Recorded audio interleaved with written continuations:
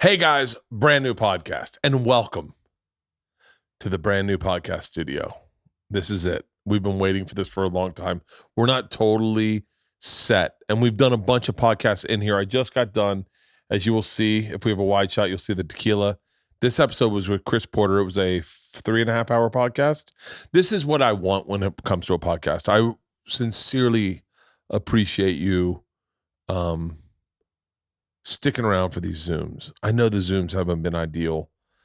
It's not the best way to do a podcast. We got to have better guests in some of them that we wouldn't normally get to have, but it's not the way I like to do a podcast. The way I want to do a podcast is with a couple cocktails, a personal conversation. I want it to digress. I want you to be laying in bed at 2 a.m. and go, oh, I can't go to sleep. What am I going to listen to? Throw on Bertcast and hear me and Chris Porter babble on about dreams. And then you just that's how I listen to podcasts. I listen to podcasts all the time on the treadmill, but mostly I listen to them in bed. I get in bed, I throw on a podcast, and I want it to be warm. These aren't the chairs we're going to use. The lighting will get better. We just got all new lighting. These are the cameras. So this is, by the way, I love when fans give notes about cameras and camera angles. I love all that. So, hey, you know me, I'm not a big guy to go on Twitter and get your notes. I want those notes. This Bertcast sign, we have a wide shot. By the way, Halston's got a switcher. Oh, yeah. I wish I had a camera on Halston. Halston's got a whole setup over there. We got a switcher. This Bertcast sign I love. My buddy Chase Friedman was the person that gave me the sign. My team that I work with bought me the sign for Christmas. But Chase, who if you don't know or follow, was turned into a quadriplegic, paralyzed. How do you say it? Paralyzed on New Year's Eve this year. He was the one that he brought this sign to my house. And so this sign has special meaning to me because Chase brought it to me. And I watched Chase's been trying to regain the movement of his 4 limbs, his arms and his legs. And he just walked up the rocky steps. I watch it on my Instagram. My daughter's here. Do we get my daughter or a wife on this podcast? Get Leanne in here, right? Yeah, go get Leanne. So this is the intro to the podcast. We have a great podcast with Nate Bargatze. This is when you see my hosting chops. My hosting chops are fucking legit. Say what you want to say. Babe, come in here for a sec. We are doing the intro to my first time anyone's going to see the podcast studio. It's Nate Bargatze's podcast. Could you sit down for 2 seconds? And because this is all you. What kind of drink is that? That is tequila. I just did a great podcast with Chris Porter. Did you drink That's going to come whole out. Bottle? Chris and I did. We did. You really drank that whole bottle of tequila? Well, Chris drank the majority of it. I mean, but here, I want to pay a little respect because we're talking about the podcast studio. Mm-hmm. We're doing an intro for the Nate Bargatze podcast. We've already done the read. All we got to do is wrap this up. Me and you are in and out of here the second you call it. Okay. But I have to thank you from the bottom of my heart for this studio. You're welcome. This is you. Well, I mean, your sisters helped. My sisters did that wall. And, but I kind of figured it out and said what I wanted. I love these pictures. These pictures are done by Brett Brock. Yes, all these pictures are done by Brett Brock. Brett Brock's my favorite artist, and this was a fun point in my career. And I want to just take 2 seconds to talk about this because this is 2017. This is when I started to reclaim myself as an entertainer and say, I'm going to be in charge of me touring, selling tickets. I'm going to make posters. I'm going to put posters online. I'm going to do promo videos. I'm going to really focus on my podcast. So the fact that this whole wall is 2017. I think there's some 18 as well. 18. Yeah. But this wall means a lot to me. And these posters mean a lot to me. And I was explaining this was delivered to us by Chase Friedman before we went to, and we just watched him walk up the rocky steps. Yes, we did. Yes. It's awesome. I'm ready to get these loose ends tied up, like these hanging wires and stuff. That drives me crazy. Well, so hopefully, do me a favor and if you can for just 2 seconds, talk about where the plans of this. How do you have this planned out? Because Leanne and I kind of have both worked out where we want this to be. I kept saying I want this to be a real loose hang. The way the fun drinking Bertcast used to be, where like Big J Okerson, Louis J Gomez, everyone would roll in, and we'd have like 9 people in there. Like, so you've already bought the furniture, but this is not the furniture that we're going to be using. No, it's as everything with COVID, it's on its way, but it's been on its way for a while. So we're waiting on the chairs. We got leather chairs coming. Mm-hmm. Yep, leather chairs. We have old school Leanne Kreischer, or Leanne Kemp, really. We have these great stumps. They're not really stumps. So we had to, unfortunately, we had to cut several trees down on this property, and I asked them to just cut the trees up for firewood because I hated to just throw the trees in the garbage. So they cut these enormous ash trees into big chunks, and they didn't split the wood. So it's like the whole tree. So it's not really a trunk, but it's like a part of the trunk of the tree. It's not the stump. It's like part of the trunk of the tree that they've sliced that we're going to strip the bark off and finish and make them into our side tables. I love this space. I really love this space. I'm so happy with the space. And I would say that the energy of the podcast has shifted, wouldn't you? It's a little bit different than the man cave. Is it shifted for the better? Or? I think so. I mean, the podcast we did with Greg Fitzsimmons and Mike Gibbons is one of my favorite podcasts I've ever done. Oh, I heard you guys laughing all the way across the yard. Everything we've done in here has been great, but I think the energy is just going to get better the closer we get into. So what I want the cameras to be done, just to give you listeners and geeks like myself, when Rogan got the new studio, I was like all over it. I was like, dude, Googling it, reading people's comments. I was into it. And I want your notes. I Please leave out of your notes the messiness that are these cords. I know. And the fact that that's going to be a little backlit. We have lights coming in. We're gonna light this a little bit, not a ton. I don't want it to feel like a TV production studio. I want the realness of the man cave, and I want your notes about that. But I want the cameras are going to be drilled into the walls, probably same shots, right? And then we should have 4 chairs here, all leather. Mm-hmm. I would love to have those stumps, not stumps, but like tree trunks. I would love to have all these drilled into there, so it's really easy. If you're having a hard time seeing the people's face through the microphones, let us know about that. But I'm very, very, very, very, very grateful and proud to introduce the studio to everyone for the first time. Yeah, it's exciting. And you did all this. I did a lot of it, yeah. All of it. Not all of it. Your sisters did this wall. My sisters did that wall. They fucking murdered it, by the way. Mm-hmm. But like, Andrew hung some pictures. Andrew did. Halston. Everyone's busted their ass to make these. Everyone has. Possible. But this definitely was my vision. Yeah. Right? This was your vision. It was my vision, yeah. And we went back and forth, whether to have a table in the center, like a la like couch, old school or same Rogan table in the center, a couch and chairs. Mm-hmm. We're opting with 4 chairs. 4 chairs. Mm-hmm. 4 chairs in a circle. It's by the way, and it will lean itself into, in my opinion, 4 guest podcasts, because 2 guest podcasts is a great podcast. 3 guest podcasts is amazing. 4 is where it's just a conversation. Mm-hmm. People just take that's my favorite. Okay. And then hopefully soon we'll get to unleash Leanne's podcast studio. Well, we all know where our priorities lie. Mine is underway, but it's still worst. I had to get this one up and running first. Leanne's a savage. I am a savage. I work all day, every day, 7 days a week. I do. I'm not sure it's entirely healthy, but it's not. I don't really know how to be anybody else. So yeah. What are you going to do? I get shit done. Get shit done. I get shit done. I got this done. I got this done in 3 days. It was kind of intense. Would your motto be wake up, get shit done? I get shit done before I wake up. My brain's already getting shit done. I don't even have to wake up. I don't know. This is the environment I grew up in. My mom was not like this, but this was my dad. Wake up, get shit done every day. Wake up, get shit done every day. My motto is work hard, get treats. That is your Yours motto. is wake up, get shit done. You're right. We need a shirt that What says. do you think Isla's motto is? Don't. I think it's Avoid don't mom. wake up. Avoid mom.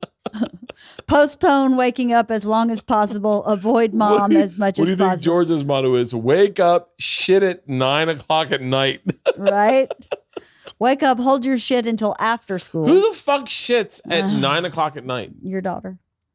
All right, let's go have brisket. Let's do it. Hey, I wanted to share this with the people watching. That's very because I'm sweet very of proud you. of this studio. I very much love this studio. Yeah. Everything you should be seeing in the future will be weaning off the Zooms and just doing live podcasts in here. We have a bunch logged.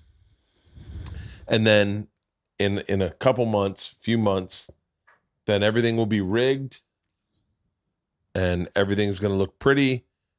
All the polish will be in place. All the polish will be in place. We're not quite polished. Not quite polished yet. So bear with us. It's a work in progress.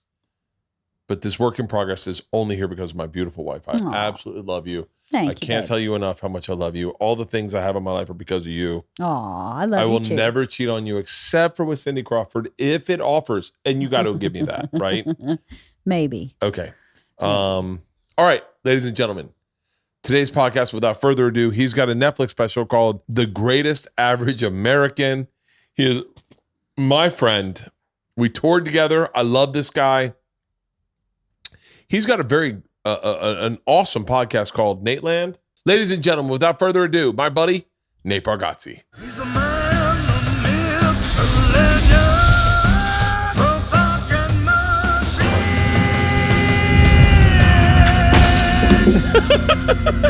machine. You know, when I first did a podcast with you, it was me, you, and Kyle Kinane, and you were like, "Just so you know, I'm not really good at podcasts." And I was like, "Oh, cool!"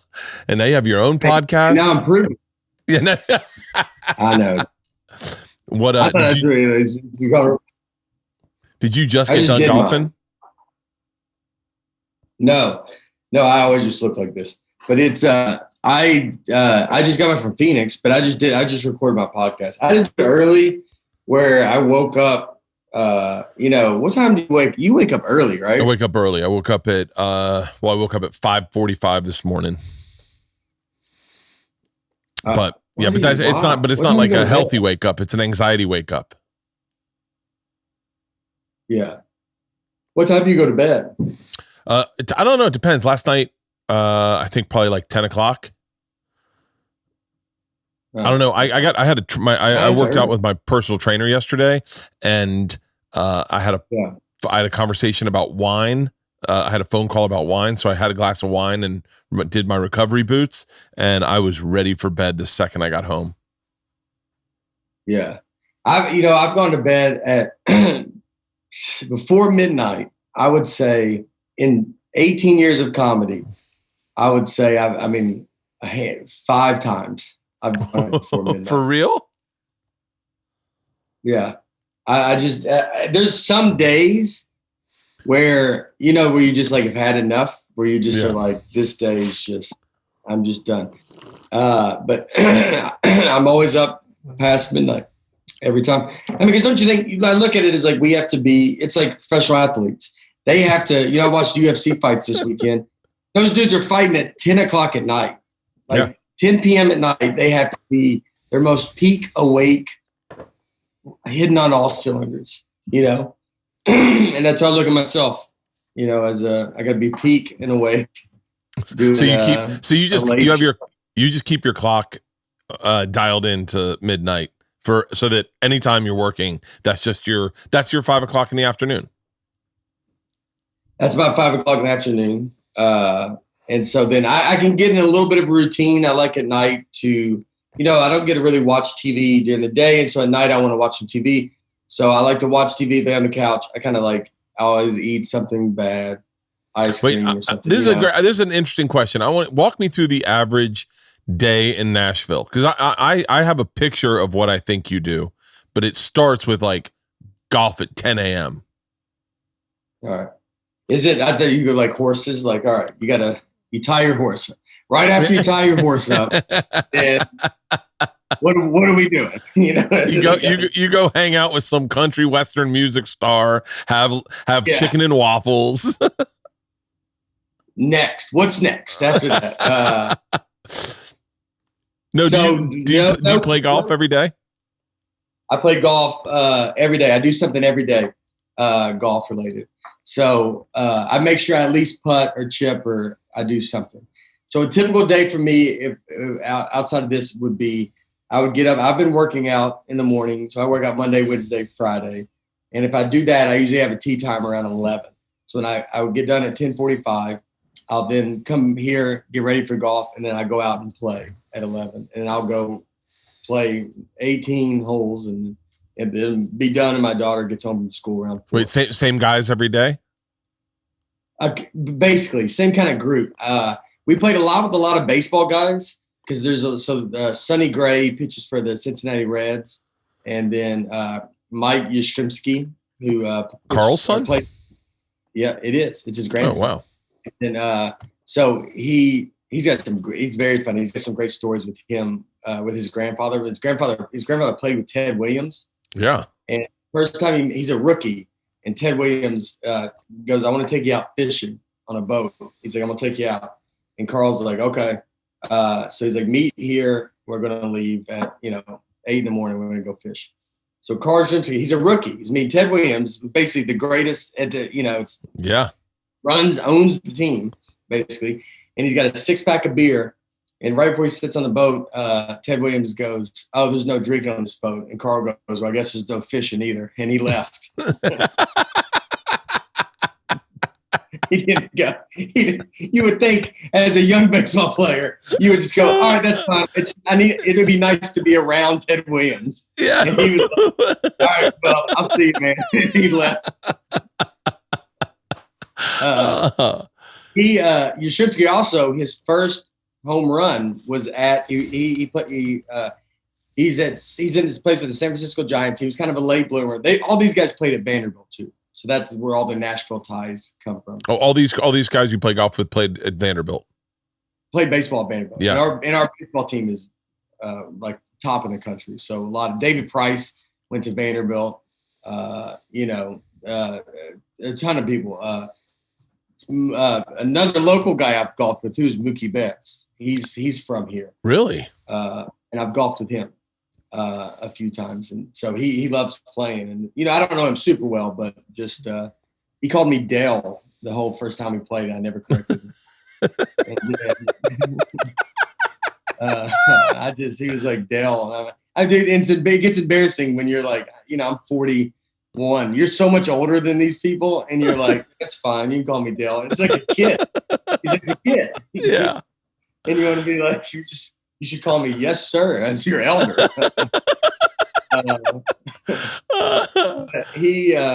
So his first major league game was at Boston Red Sox Stadium, Fenway Park. Yeah. Carl throws the first pitch out to Yaz, which has never been done. No one's ever thrown a first pitch to the opposing team player. Yeah. They did it because it was family. Carl Yastrzemski in Boston can do whatever he wants. Yaz gets up, first at bat, home run. Hits a home run. The crowd loses it. It was the loudest. And he hit it for the other team. Yeah. And the crowd, it's the loudest applause. People went nuts. His grandfather's there. It's the biggest deal in the world. It's like such a cool story. And he's like such a great guy. So it was awesome. So you guys text every night, like at night, do you guys go, "Hey, who's in for golf?" Or is it just whoever shows up? We text, we kind of got a group text. Shay Mooney, Dan and Shay, he lives here, so I golf with him a lot. So like there's another guy, Doug. There's a group of me and Doug, this one other guy he was in the band Safety Suits, if anybody knows that band. And he writes, he just is a music writer now. But me and him play competitive. Like we would always play every week for like $250. And then each round is now that money just kind of goes back and forth. You're never really even going in or whatever. But me and him just play a lot. And then another guy, the Sonny, the Wyatt. There's just a bunch of guys. So we have a group text being like, "Hey, we're playing this week. Who wants to go out?" Yeah, that's what you. That's how a lot of it works. You get some games. I like my little group that I play with. You know, you kind of just stick to that. Like, it's fun. Could you go out and play with? Do you like playing with like 3 strangers?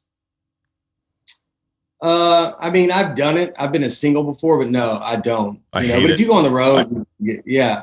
Well, you got to try to go play, and like on the road, you try to get like private courses. So you just try to get hooked up. You know, we just went to. I played at Silverleaf, which is a very nice course. You go to Phoenix. We did Scottsdale Nationals, Silverleaf, and Whisper Rock. Scottsdale Nationals. Is that PGX? Yeah, PXG. That's the club they gave you clubs. Yeah, that Bob. Is that his name? Bob Parsons. Bob Parsons, nice dude. Yeah. And so he was the first guy I ever felt really emasculated, not like wearing a mask in front of, because you could just tell he's a man. I put on a mask because he was coming up, and he didn't have a mask on because it's outdoors, it's his place. I think everyone's been COVID tested that's there. Yeah. And I just did it out of respect, and I just looked at him and I was like, this guy served like 4 tours in Vietnam. He's a fucking, and I just was like such a bitch going like, I was just doing this. I was like, I don't know what I got, you know? Yeah. You're like, Bob, I have it. So but I'm not canceling this trip. I'm telling a joke on stage now, or just a little quick joke, but saying like, have you been to a place where it was uncomfortable to have your mask on? Where you just walk in and you like take it off and you're like, yeah, sorry about that. You know, like you just got to go with them. Like I've been to a gas station that was like a little bit farther outside Nashville, and I walked in with my mask, and I mean, I just took it off, and I was like, so I apologize for having it on. You did the joke. You put it on Instagram that I loved. How many people say they got COVID? They're like, yeah, I'm pretty sure I had it. Yeah, everybody's gonna be had it. And now it's like everybody's got the vaccine. That's all they're talking about now is the vaccine. I got the vaccine. Did you get the vaccine? I got the vaccine, you know. Dude, I did a podcast with Dr. Drew, and I was saying to Dr. Drew that I have superior genetics. I don't know what I was saying. You know, I was like on one of those rants where I'm just bragging because Tom got hurt and I didn't get hurt. And I'm just like, I don't know, man. I guess I just can, you know, I think I'm going to live forever. And Drew calls me like 2 days later. He's like, I tested positive for COVID. You should get tested. And I was like, what? And he goes, I guess we're going to test that out and see if you can live forever, huh? I was like, motherfucker. But I didn't get it. I was with him within 5 feet for 2 hours. Never got COVID. See, I wonder if you could be immune to it. There's got to be, because you have to think there are people that had it and had no idea they had it. So I remember, you know, it's like you do think about that time you got, like, I got really sick, but I think it was like 2 years ago, a year ago.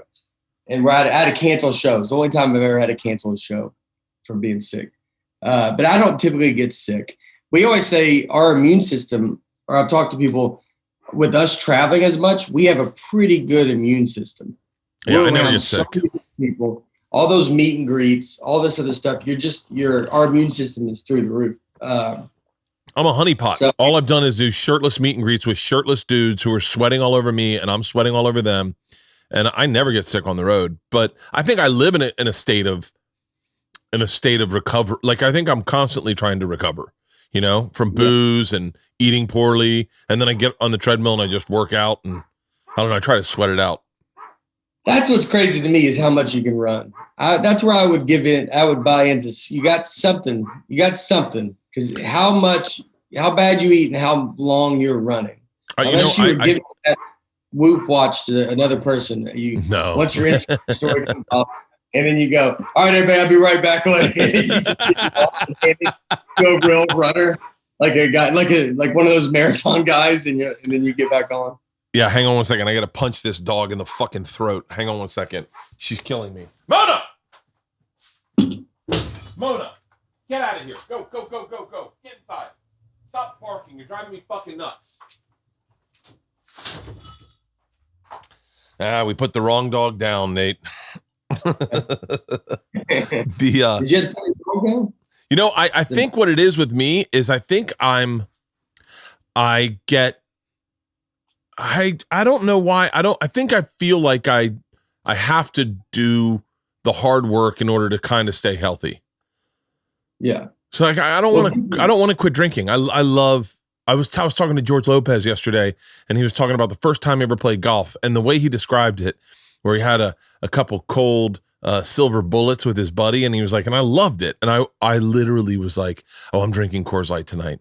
And and then I ended up having a glass of wine, but I don't want to quit drinking, but I think also I don't have that thing that, like I've talked to a bunch of people that are alcoholics, like legit alcoholics, like Nick Thune. Have you ever heard Nick Thune's story about quitting drinking? Yeah.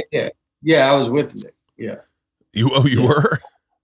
I talked to Nick a lot, but yeah. We were, I know Nick's, yeah. Like that is like legit, like, holy shit, man. Like and what's funny is it's almost like swimming in an ocean and then they go, there's sharks in there. And you're like, wait, I didn't see them. And they're like, they were right under you. We were flying a drone. They were swimming right under you. Nick came over one morning and was like, hey man, I'm going to need like a pull of vodka or something.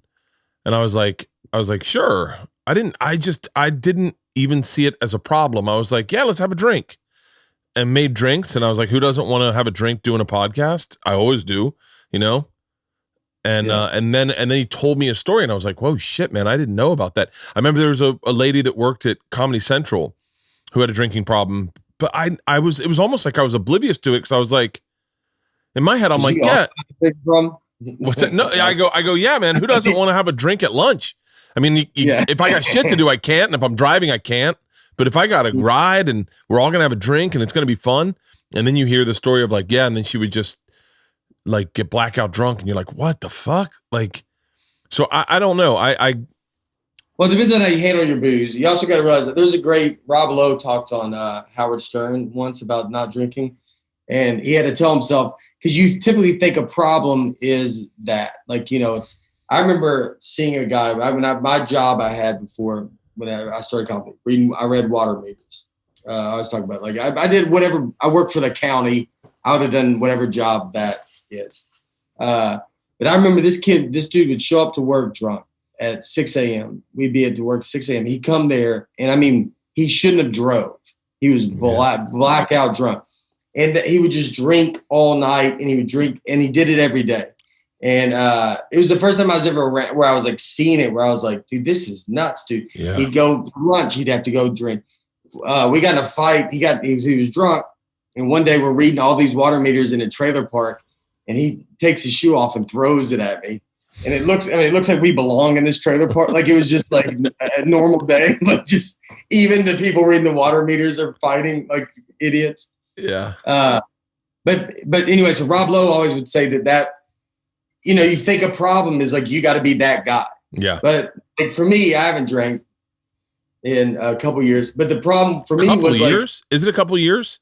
I think so now. Close. You know, I don't even remember the exact day. I remember I was at Charlotte Comedy Zone was the last place I drank. It was the last club. It was the last kind of club I did before we were starting theaters. And so you jumped into theaters and never drank, never had a cocktail at theaters?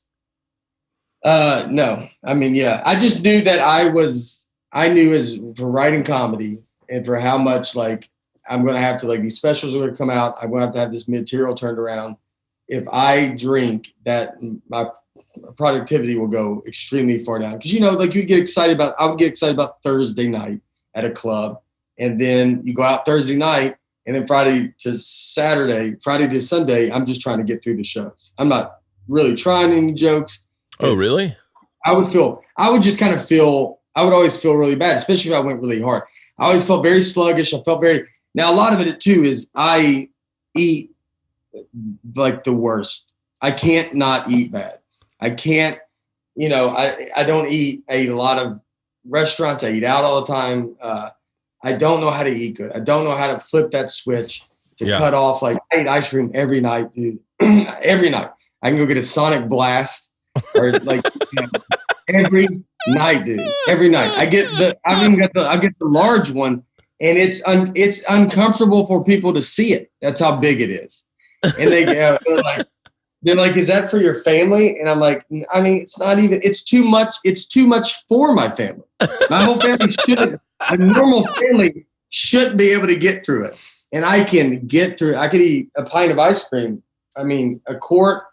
And it's like, forget about it, dude. I could sit there and eat it all day long. And I have a very hard time not doing that stuff. And so that coupled by the booze, you would, because I don't know, man. Part of me loves the art, the like the romanticism of being on the, like, I don't miss doing clubs. I'd much more enjoy theaters, way more enjoy theaters. But like, I don't, but I also don't drink during stand up. I don't drink on stage. I'll bring a drink with me, but I don't touch it.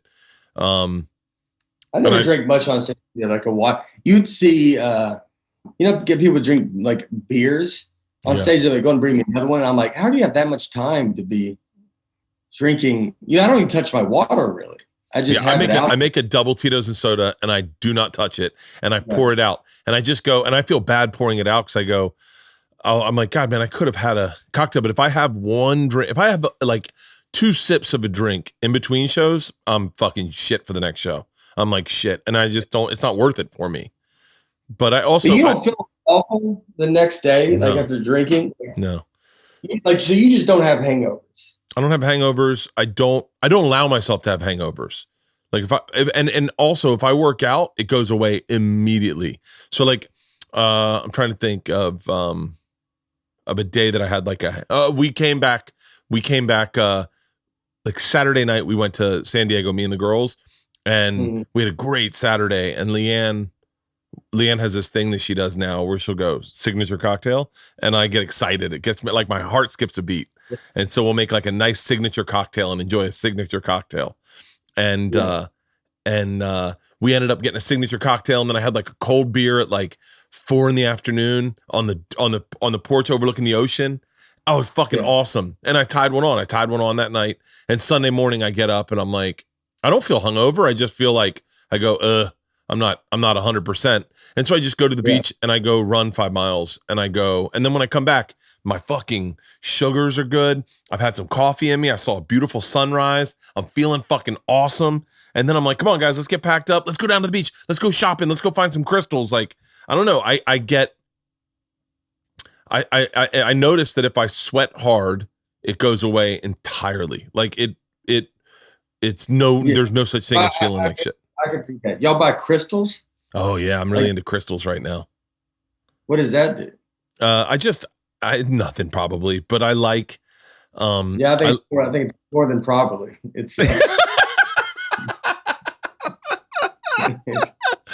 My daughters are into crystals, and you'll see this one day. My oldest daughter and I are just having a hard time connecting because I am everything. I epitomize everything that her and her generation despise, and so. So, but she's into crystals and jewelry. So I've been fucking buying crystals. I get it. Yeah. I would do it. My daughter wanted to do it. I would dive all in, especially if you don't have a boy, and you got 2 girls, like we have 1 girl, but like American Girl, like I'm gonna go buy them. Like I would buy G.I. Joes for a son. Yeah. Like if you do American Girl, You're American Girl. I want her. She's gonna have a car. Like we're gonna do. You want to go do the whole whatever. Whatever she wants to do. Yeah, and I'm trying to cram my entire. I feel like I'm trying to cram my fatherhood into like 1 month. So I'm like trying to do everything with them all day long. So I don't know. I feel like I feel very lucky that this pandemic has allowed me time to spend time with the girls, because I would not have gotten this time. And I've spent so much time on the road away from them. I'm like, I feel very, very, very lucky that we're watching The Stand. So every night we all get together and watch The Stand, and it's been great. What's it been like? Is Nashville flooded with comics now? I heard like everyone's moving to Nashville and Texas. Yeah. Theo's here, Steve Byrne, Josh Wolf, there might be some more moving here, and then so they're all down here. I mean, it's been great. The scene with Danny started doing like Monday new material night and Tuesdays, so we can go down like and just pop on and do some shows. And what's the hard part about this COVID is all this planning to be like, well, when we go back on the road, then we're not going to get to do anything. Like I'll catch myself being like, yeah, you know what, I'm going to do that. Like you can be, it's like, I'm going to go, like, what if we bought some land somewhere? You think like do something. And then it's like when I'm on the road, I'll just be like, oh yeah, I'd never go out there. There's a lot of impulse thoughts because you think, yeah, let's run our own show at Zany. What if we did something like that? What if we did? And then it's going to be like, yeah, dude, we're going to be on the road and it's going to be over. Like, do you have plans? Do you have plans of going on the road? I just went to Stand Up Live. You're doing clubs now? Yeah. I did Phoenix this weekend is when I went to Stand Up Live. And did 100 capacity? Half capacity? No, yeah. It's 300 people. I mean, 270. That room sits 650 or something. Yeah. And they have they put plexiglass in between the tables,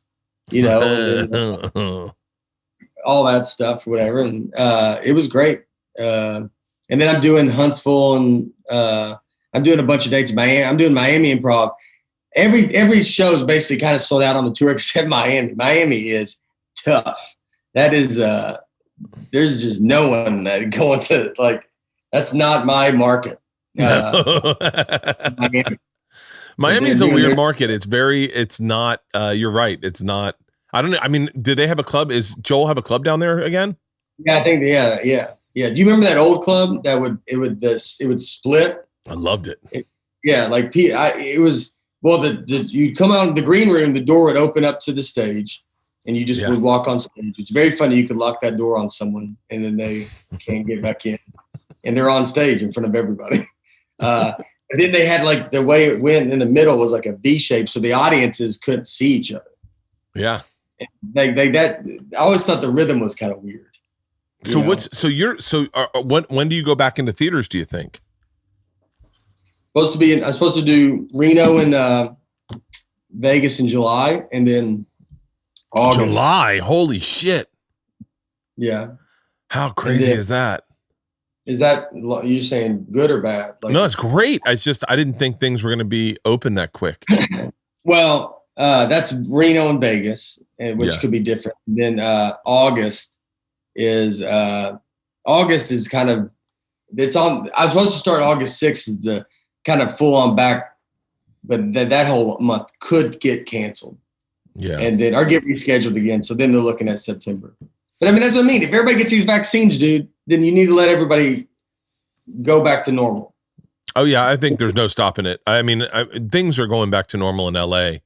Our girls are starting school up in a week or something.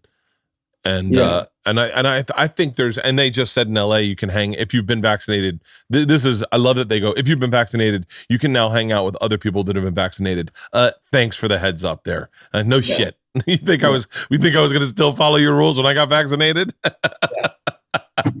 How are you going to? It's like, how do you know that they got vaccinated? I mean, we're going to see. You're going to be like, once I get vaccinated, I'm fucking raw dogging everybody. I don't give a shit. Yeah. But how are they going to know that? How are you going to know someone else got vaccinated? I don't care. If I get vaccinated, I don't give a shit. I don't care either. I know. That's what I'm saying. But I think they're going to chip everybody. That's your next step. Vaccine. Then you're going to be you got to have a chip in your forehead or your arm, and it's and then they got to scan it.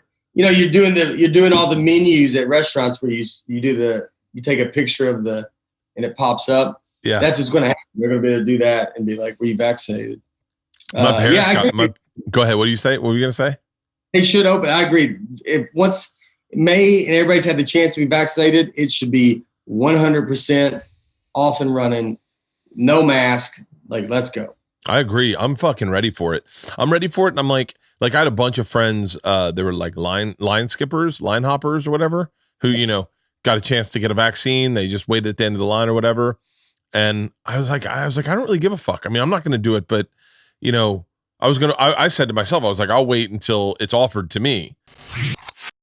For the most part, learning a second language in high school or college wasn't the highlight of our careers, or it defined our careers.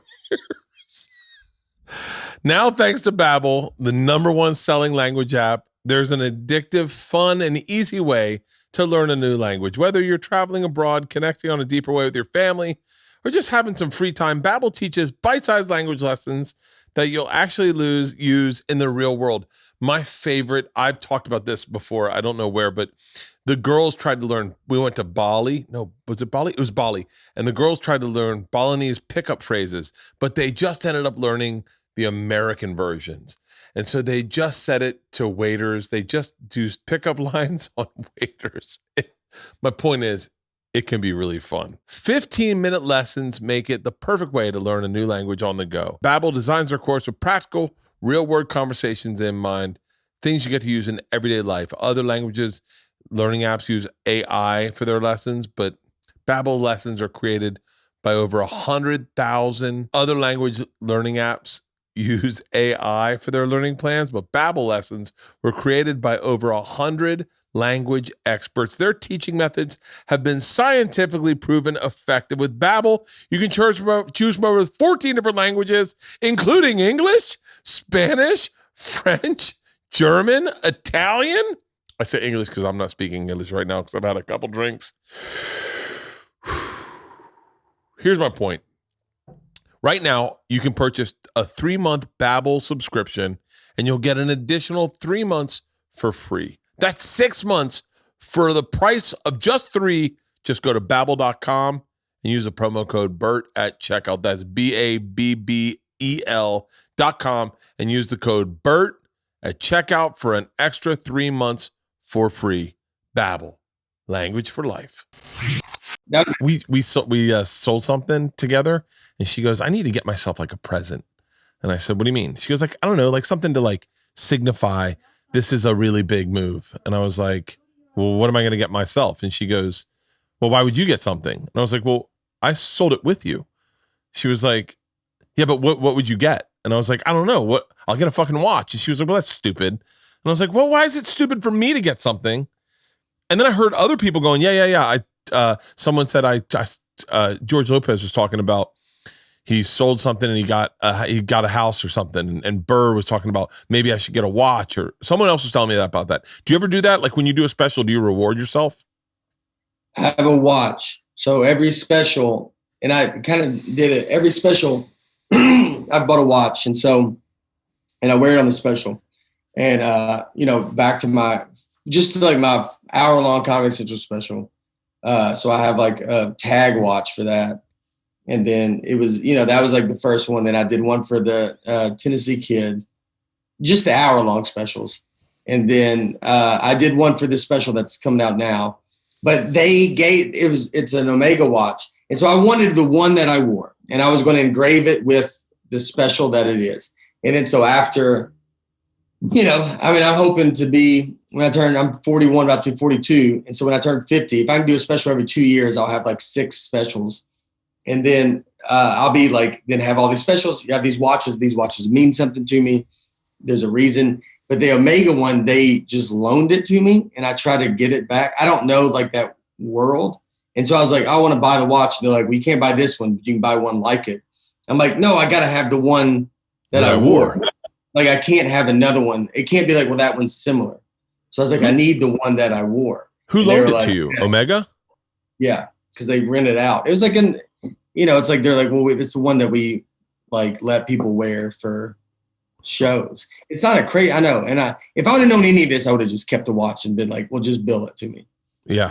I didn't, because I didn't know. But so I'm trying to get that watch back, because I do want that. I want a watch for every special and a different watch. And then that way it's at least, you wear it out. You're like, I got this for, you wear your Rolex, right? Like your dad. My dad gave me a Rolex. Your dad gave a Rolex. I don't wear it anymore. I wear it like on special occasions. Like if I'm shooting not even if I'm shooting a TV show, but I have this Garmin that tracks my running, and I'm trying to do 2,000 miles this year. So I'm fucking recharging it every other goddamn day. But I have a golf Garmin watch. A golf Garmin? Golf one, yeah. Yeah, I got one of those too. Yeah. And so I wear that. And I just did this back caddy. It's a remote push cart, but you don't push it. It just gets a remote, and it goes in with your bag. And so you don't have to, because I want to start walking the golf courses, because I was like, at least I should be doing that, is walk instead of driving the cart. And I was carrying the bag on my shoulders, but then it's like, that gets bad for your back and stuff like that. So you just remote control, and you just put, it's called back caddy. It's pretty great. I want to start playing more golf. I got golf clubs for the girls for Christmas, and I got them golf lessons. and then there was this, in order to get golf licenses, there's one place they were like, if you join the club, it's pretty cheap to join the club. They're like, we can give you golf lessons for free. I was like, well, that's a fucking no-brainer. So I joined this club and I want to go play, but I don't know anyone there, and I definitely don't want to be paired with anyone else. Well, I know you have a hard time meeting people, but I think you could go. And, no, what happens is inevitably, and this has happened so many times to me. I'll go to play golf. I'll bring my clubs.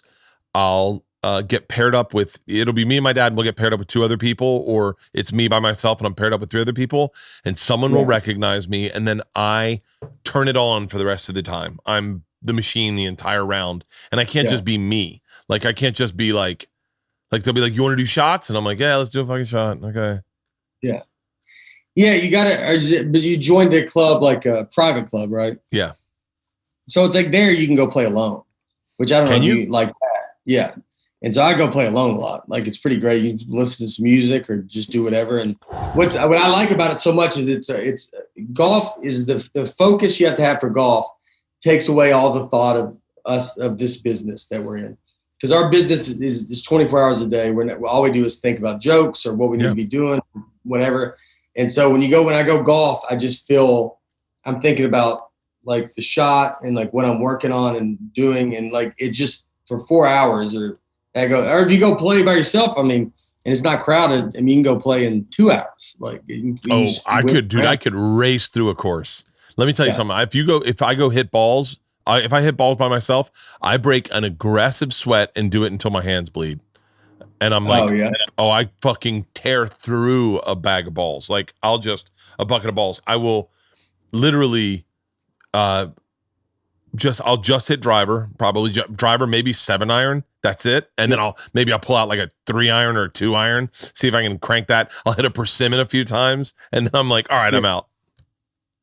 Have you ever watched this? This is funny. It reminds me of 3-iron, but there's a guy on Instagram called Golf Club Pro.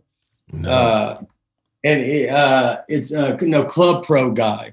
And he just does like, he works at a bad course. It's very golf related jokes, but he'll take emails. And he said, someone was like, what do you do if your wife said she want to play with you? And he goes, he's like, at first you gotta, you basically gotta, because you don't want to play with your wife. And so you just kind of first call her bluff, like go take her out there and then be like, let her try it. And then she's probably going to be like, I don't really want to do this. And then not be done. He's like, but if she still wants to do it, then I'll volunteer to be her coach and then take her out and hit and let her hit a bucket of 3-irons, which are the worst club to hit. Like, that's the one your hands shake, and it's a nightmare to hit it. It's no fun hitting 3-irons. I was trying to tell someone, I think it might have been George Lopez, or Bill Burr. I was trying to explain to him why I golf. And I don't golf for the right reasons. Like, I only golf for the holy shit moments. Like, the only reason I golf is for the, oh my God, you cleared the water? Like, I didn't think you're going to clear that. Oh my God, I go for every shot. I don't ever play it safe. I don't find a purpose in playing it safe because no one ever brags about a layup on a par 5. Like, I want that moment where you dot it. Like, we were playing Spyglass. Was it Spyglass or Spanish Bay? Spanish Hill? Yeah. Which one is it? Spanish Bay. I think we were playing Spanish Bay. Yeah. I think we're playing Spanish Bay, me and my dad, and we're playing with this Canadian couple, and I fucking tag a drive. I mean, I really get a hold of it, and I'm like, I think I can get to the green. I think green's over water. I think I can get to the green from here. And the guy, this Canadian guy, just a fucking sap. He's like, oh, it's going to be a lot to carry it. And as soon as he said that, I went, well, I'm definitely going for it. And I don't give a fuck if I lose a ball. I don't give a shit. I'm going for it. I go for it. I hit it maybe 3 yards from the pin, tap it in for an eagle, only for the look on that motherfucker's face. The look on his face where I go, this is so sick in my head, Nate. I go, that's who you are. you're the guy that laid up. That's why you are. That's why you're married to her, is because you laid up for it. In Canada. Yeah, that's why why you were born in Canada. You start to like this really. We played. Even God knew you wouldn't go for this, and that's why He had you born in Canada, and I was born in America. I took my shirt off. I sunk that butt, Nate. I put it on my Instagram. I fucking had the chick Instagram it for me. I played. I'll tell you what, the greatest golf shot I've ever hit. Probably the greatest golf shot I've ever hit. Uphill, 325 uphill. And I drove the green. That's my favorite golf shot I've ever hit. And then I 4-putted, but I drove the green. You got a 4-putt, got out of there. Yeah. What is your score? Like, what do you think you shoot? 80s, 90s? Probably bogey golf. Like high 80s. Yeah, probably high 80s. I probably flirt. I've had.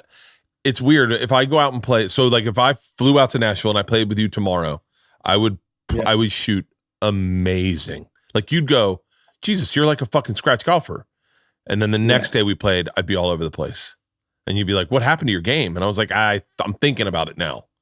The second I start playing too much, I have this like, I got to get over the hump to get back into a regular golf game. Yeah. Well, what I love about it is how much you, it's to be a scratch golfer is insane. So for me, I've gotten down to like a 4 handicap, and to get from a 4 to a scratch is pure insanity. Yeah. It's near impossible to get to that point. How consistent you got to be, how good at putting and chipping you got to be, and all that kind of stuff. I definitely want to come play with you. Yeah, you definitely should come down here and play. Oh, I'd love to. I'd love to. I would love that. I put a simulator in my house right now. Yeah, what is that? Tell me about those simulators, because now that my daughters are playing, I want to get one of those, because I saw someone's dad turn their garage into a simulator, and he just plays golf online with his buddies all day. Yeah, there's a bunch of them. You can get there's TrackMan is the one that a lot of the pros use and stuff like that, and then there's also which is one I'm getting, and then there's also Full Swing, which is one maybe so your daughters would love, because they have like golf, and there's even a gun one where you can shoot guns, and it's like a video game in a sense, but you can hit soccer balls into a net on it, on top of also playing golf, and you can do a lot of different you can play a lot of different games. But the most unused scholarship in all of college is women golf. Right. No one, they don't have enough they could go to some college on scholarship with women's golf, because there's just not enough of them that want to do it. They have their ticket wherever they want to go. Go play college golf. Isla went for her first lesson, and she sent my other daughter took a video of her very first swing. I mean, beautiful. And I went, oh shit, this kid might be able to play. And then my wife did her swing, and it was so gross, I wanted to divorce her. I was like, it made her look ugly, like the way she did it. I was like, you're not holding your body sexy. Like, God damn it. Yeah. It's you got to get them. It's good when they learn it, because they have no habits. Like, that's the hard part too, is like so many times if you play and you're really young and never did a lesson, and you go try to do a lesson now, you've got so many bad habits built into you that it's so hard to get rid of all that stuff. But if they've never played and you do it right, where you give them lessons like that, then they can they usually, because the swing is it's kind of like your body just knows how to do it. It's almost like it makes sense. And then you get in stuck in ways where it goes bad. Yeah. God, I want to play golf right fucking now. Like, it's funny. I've been talking about golf a lot lately, and I'm a big fan of Bryson DeChambeau. Yeah. Very fun. I mean, that's a fun guy to watch play golf, right? I mean, yeah, dude, he's killing it. He's like, the fact that he's trying all this stuff, and when he hit that drive this weekend and like just pointed at it and went over, I mean, that's why you play golf. I mean, that's everything. God, man, I'm really bummed what's going on with Tiger with all the fucking shit, because he really got me into golf watching it. Like, I started watching it because of him. Well, so many people with Tiger, like Tiger was I remember watching Michael Jordan, but I was, he was, when he first started winning in like 93, I was like 12, 13 years old. I don't know how much I was paying attention to it, but the back half, the last three, when he retired and came back, I remember really watching and loving it. But Tiger was the first kind of like that kind of Michael Jordan type person that I watched. I was along for the whole ride. Like I was like, let me see what this is about, and seeing what he was able to do. I mean, it's crazy. When you hear all the records, every time they do a record, they're like, this guy just did this record. The only person ever to do it was Tiger Woods. Like it's always Tiger is always the record that they're always going to bring up. And I mean, it stinks, dude. Like he's the greatest. He's the best. I wonder if he'd be a tough guy to meet though. Like you think, it's like some of those guys like Michael Jordan. I've always heard Michael Jordan would be, I don't know how you wouldn't leave being like, dude, that guy was the greatest. I loved it. Like it would. You're an interesting guy because you have like celebrity friends, but you're like Segura. Segura has a lot of celebrity friends too, and you guys don't make note of it. And you kind of just like, I'll be your friend, but like I don't give a shit about who you are. I'm not that guy. Like if I met Tiger Woods, I would be over the moon about it. I'd keep saying, "Oh my God, you're fucking Tiger Woods!" Like I'm still like I'm always a fan first. I think that even in stand up, and I think it's part of how I've run my business is going, what would I want to see from someone I'm a fan of? Like what would I want the people I love to do? And then I just do that. And so I like one of my biggest things ever was when Chris Farley started, and this is maybe not the best way to look at my career, but when Chris Farley started doing stuff that wasn't the shit that I liked, or John Belushi is a better example. I was like, man, just go back to the shit I like. Like I'm always here for the shit I like. And that's what I love about Will Ferrell, is Will Ferrell has kind of always known what we love about him. And he does Anchorman 1, Anchorman 2, and he goes to his sweet spot. And I'm always like, don't, like, stay in your lane. I always say to myself, stay in your lane as much as you can. Like, take some big swings, get out of the box. But like, yeah, I agree. Do what you do. I totally. I'm a complete fan of that. I think people get bored with what they do, and who used to always talk about it was Howard Stern would talk about it with the Napoleon Dynamite guy. I forget his name right now. But that guy, they were like, the kid that played Napoleon Dynamite. It's like, be that guy. Why don't you go be that guy? That guy was everything. Everybody loved that guy. And then he wanted to like do some other stuff. And then everybody's like, they're not on board with like the other stuff. And then it's like, no, go back to that thing. That was the thing that made you. That's the reason who you are, and do that. More people should do that. I look at what I told you this a long time ago, but I had a joke about something, and we were on the bus, and everyone goes, "Oh, that's such a Bargatze joke." And I went, "What do you mean?" And they're like, "Oh, that's like, can't you hear Nate delivering that joke?" And I went, "Oh shit, I can." I think I ended up telling you about it, about there being a Jack in the Box in my backyard.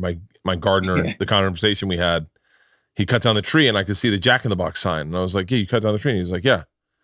And I was like, now I can see the Jack in the Box sign. And he's like, "Yeah, you don't like Jack in the Box?" And I was like, "No, I love Jack in the Box.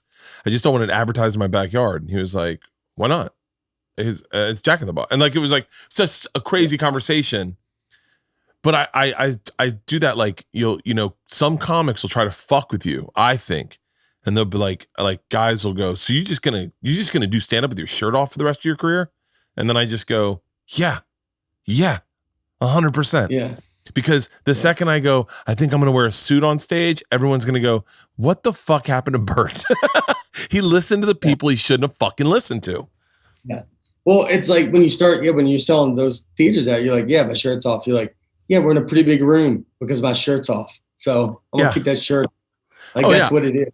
And you don't have to think about, dude, how fun it is to not have to think about what you're wearing on stage. Oh, do you have no idea? You have no idea. I've thought about that. I've thought about a suit only just to get it narrowed down to one thing. Like I just want to I wear a hoodie a lot because you're like, I just want to wear the one thing on the road. And like, that's what I wear. That's what my thing is. And I don't wear anything. And it's so, you know, and when you get to take your shirt off, you're like, you got your jeans, your shirt doesn't matter. There it is. You're done. Yeah, dude, it was the greatest. It's the greatest feeling to not stress about what you're wearing during a special at all and just go, I'm shirtless. The one stress I have is I make sure that like the dog's getting in bed with me the week before so they don't scratch my chest, because I was like, that's a fucking game changer. If I have a big paw print across my chest. But yeah, have you had an incident ever where you had anything? No. But like, there's little things I'm cognizant of like, is there lint in my belly button? Because that's distracting. That's very distracting. You check that, like the way I check my zipper before I go out. You do one swipe and then go, all right, we're good. I do that my zipper. Have you ever done a show with your zipper down? Oh yeah, I did a show where my dick came out.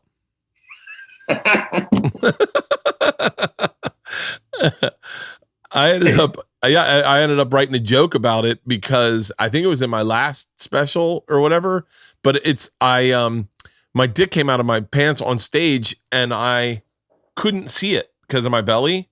Yeah. And it just felt cold. And I ended up, it happened again with my wife. What was happening was I was so fat that when I sat down, my zipper would just automatically open.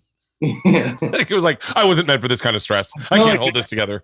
You can feel like the breeze. Like, I feel like that's how, you know how you lick your finger and you hold it out. Like that was the first original way. You just throw that out. And you're like, it's going east. You know, I had such a huge chunk. I whittled it down because I was like, yeah, my dick just every now and then wants to hitchhike. It just sticks its thumb out, and I go, yeah, it's so I can't feel it because I never wear underwear, so it's always on a zipper. And people are like, doesn't that hurt? And I go, it's calloused. I don't feel it anyway. It's got a nail on the top of it, and so it's like a thumb. But the one joke I had was, it's true, is that it happened to me again in Gelson's. And I was with my wife and it was out of my pants. And I was walking around with my dick out of my pants. Just that's zipper down. Callous, so you don't feel it because it's calloused. I don't like, some people have sensitive dicks. I don't have a super sensitive dick. Well, yeah, because if it's been against a zipper. Yeah. If it's been against the zipper, then it doesn't, you know. Yeah. Then you're just, you don't notice it like, you know, the way you're supposed to. Yeah. I think you're supposed to be able to notice it. Hey, who's on your podcast? Your podcast is great. I'm so glad you started doing a podcast.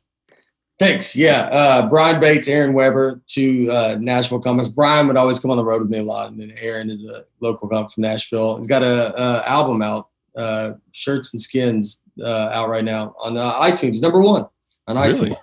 Yeah. And he's very, very funny. And so, yeah, we just did it because of the COVID stuff. But I've enjoyed it because, you know, just I was at first didn't want to do it. Everybody was doing them. You know, and then you just get like, where you're like, I don't want to do it. Everybody's doing it. You just feel like you're just following along what everybody's doing. But it's been but this COVID stuff happened. It's just been fun to do, and it's fun to be funny. And we just try to be funny on it. And like, you know, you just want to try to be funny. Hey, I always think with writing jokes, like, you feel, because you tell stories, I tell stories. Do you always feel like it's hard where you go like, I don't know, so we just taped this special, so I'm trying to come up with new stuff. And then you're like, dude, I don't know where I'm going to get these stories from. Like, I don't know. I don't have any of these stories. And like, your next hour, you're just like, dude, where you get where you're like, dude, I stink. There's nothing. Yeah. I have right now, I have a big, I don't know if you can see it, but a big like poster board that I keep on my desk, and I just write down bits. And then I have my joke book, and then I have my voice notes. And what I did is I wrote a new hour really quickly. I wrote a new hour like within like 2 months, and it was just, and it was great. It murdered so hard in drive-in movie theaters so I was like fuck, but I just don't feel like it's perfect. And but I felt like I hadn't grown a ton. I felt like I was kind of telling some of the stories that people liked to hear me tell, and I wanted to grow a little bit, and I didn't want my daughters to be the same aged morons that they are now. Like, I wanted them to grow up into morons. Yeah. And so I was looking, I always have and that's when you say like, it's exhausting to be a comic, because you're on the whole time. You're on. Everything is like, I'm kind of like got my ear to the ground, waiting for anything to happen where like I'm like, all right, we got a bit out of this. This is going to be a chunk. Yeah. And so for me, like when you have a great for me, but not for anyone else, but for me, when I know I have a great special is when I have so much material, just all these little great things that I can try on stage and little laughs, like little stupid laughs that I can get here and there. And then I can take all those little things and plug them into the long form stories and jump away from the boat, get back to the boat, that kind of stuff. That's when I know I have a good hour. And I'm taking a break for stand up for like a while, like 5 months, and like not doing any shows at all. And I'm kind of nervous that I'll be away for it for too long, and I'll have to start all over from scratch. You know what I mean? You don't think you're going to do spots like if they open up? I can't. I'm gone. All right. So you're, yeah, that's tough. You won't lose it. I mean, you've done it too long. It actually might be refreshing. I think Bert used to say he had to come to the club, to the store, and I was like, what are you doing here? And he's like, oh, I got to knock the rust off. I have a date. I haven't been on the stage in like 2 weeks. I used to like, I like the rust on a little bit because it forces you to it's like the first time you if you ride your bike every single day, you're like, yeah, great. But if you haven't ridden a bike in a while and then you get on your bike, you're like, oh, this is fun. I forgot how fun this is, Yeah, it's like this weekend was the first like full weekend of doing 6 shows, hour, and the first couple nights were very fun.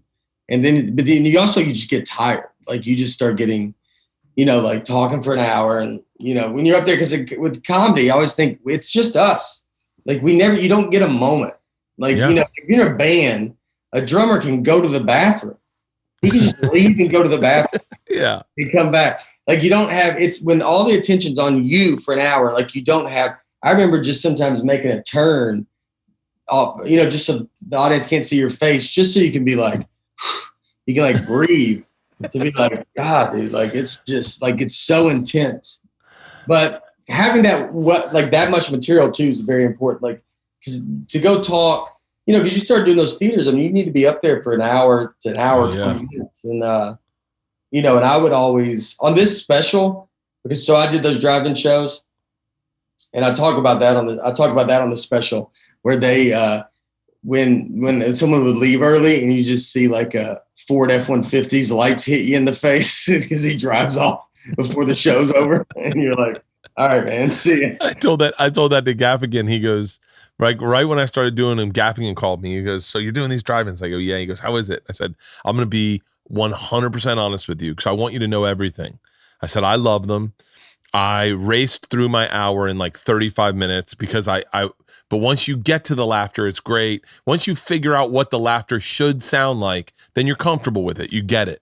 And he was like, well, they sound great. And I said, well, there's one draw, Jim. And he goes, what's that? I said, when someone leaves early, they leave early. It takes like a solid 4 minutes for them to get out of there. And they turn their car on, headlights go on. They back their car up and spray light everyone. Oh, fuck. Yeah, it's the best. I mean, it's the worst, but it's so funny when you see them. I enjoyed them too. But I went into it with the right attitude. Like you have to go to it. Like I know some comics were like, I hated them. It's like, yeah, if you go to them and think it's going to be a theater, then yeah, it's not fun. But if you go to it knowing that these people are having a great time and they're having so much fun and they haven't got to go out and you just got to get used to it. I would have laughs as like flashing the lights or honking the horn was like laughs. And then you also realize like, oh, just some response is all I need. I just need a little bit of response. But it was, seeing 500 cars back flashing their lights. I mean, the show we did in Chicago, it's one of the best shows I've ever done in my life. Yeah. It was 45 degrees. It was raining, like it was just, it was almost like as close as we can get to like a Woodstock, like where it was just this unbelievable experience. And I looked at it all as I think the way you do is going like, yeah, I want to go see what it's going to be like out there. You don't want to be, what'd you do during COVID? I stayed at home. You're like, no, we figured a way to do shows and we sat on a bus and we parked the bus. And it was one of the things that I remember when my career is over. I remember that more than I remember anything. And we got to experience that versus people that didn't go do stuff. Dude, I am so with you on that. In that it was a blast. I mean, and you know, for me also is like I hadn't been out of the house, I hadn't been drinking, and we all got tested, got on the bus in California, and then drove across the country to start the tour every time. We did 4 tours, so and so we would drive across the country, and I hired a producer to go through and find shit for us to do, and like go, all right, you guys can float the Rio Grande, and we're like, shut up. And so we had like a vacation going out, and then to quarantine, what I'd do is I'd rent us a house somewhere, and we'd spend 2 days in a house so that, you know, we're off the road, we're kind of quarantined so that we're not all having to quarantine in LA. It was a blast. And it wasn't like a financial windfall for me, I'll tell you that much. But it wasn't, you're right, in that Butler, Pennsylvania is one of the funnest shows I've ever had. I'll never forget those shows because of how they were set up. You know, in Philadelphia, there were like 4,000 people. The furthest car away was a quarter of a mile away from me. And you're thinking, that's just, and it was like, and you know, you went there and the guys there all day, like it's a full crew of probably like 100 people. And they're like, every single one of them, hey, Bert, thanks for the work, buddy. And you're like, yeah, these guys haven't worked at all. You're providing opportunities. I would never want to, I think you have radio from Rob Greenwald. I'm supposed to do Tom and Fortunes. Oh, really? Yeah. What time? Right now? Oh, he said they can push it a few. Okay, well, we'll wrap up.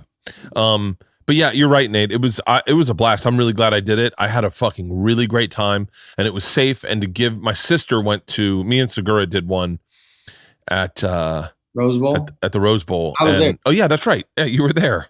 That's where I take my special that weekend. And my sister, who is very COVID conscious and had just given birth to a baby, called, and they were leaving. And she was like, that was amazing. We got out of the house. We sat in our cars. We felt safe. We felt like we lived a life. We opened a bottle of rosé. We enjoyed our night. We watched the comedy. And I was like, thanks. That's exactly what you want. You just, look, I'm not. You're going to do it for you. So here's what I think you have a good mentality with what you do as your act. And something that I try to take from you is like, you do it for fans. And I have always liked that about you. And then I try to do that. It's not about us. It's not about what our peers think of us. It's not about like you taking your shirt off and they'd be like, well, why are you going to keep doing it? You're like, because that's what they like. And that's what they do. Yeah. That's who's deciding how you even get to live the life that you live. If they walk away, you are done. It doesn't matter if, you know, Tom Hanks is like, well, I love you. Well, unless Tom Hanks is going to give you $10 million, it doesn't matter. It's about these people that come out to these shows. They're in control of our careers, and you owe it to them to perform. You owe it to them to do the best you can for them and to make them have a good time. And if you don't have that attitude into it, then it's not going to work out. Like it's not going to, you're going to be miserable. Yeah. And, you know, it's not going to be fun. I tell you, man, I that is a huge compliment, first of all. But yeah, I try to stay as close to what I think I would like.